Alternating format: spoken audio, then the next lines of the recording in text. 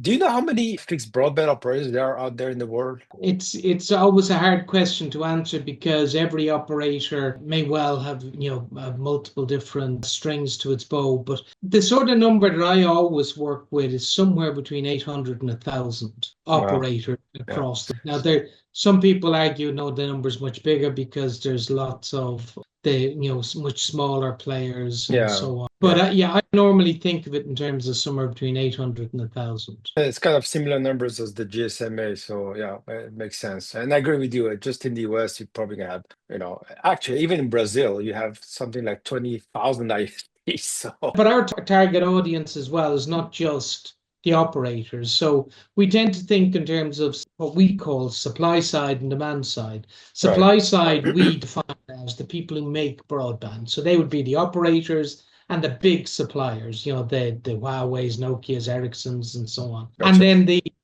the demand side are the people who use broadband, which is pretty much every industry in the world, as well as consumers, billions of consumers and households across the world, as well as things like the hyperscale players. Governments, of course, are massive users of broadband. And then there's also the key device players and semiconductor players. So when we think of the whole ecosystem that the WBBA is addressing, we think in that broad term. Now, of course, we started really on what we call the supply side. So the bulk of our members would be operators or the big suppliers or associated suppliers of different software solutions and so on. But Okay. we are actively growing our membership from the demand side now, the content side, through relationships, for example, with the Metaverse Standards Forum, working with them to understand what the demand is going to be for next generation broadband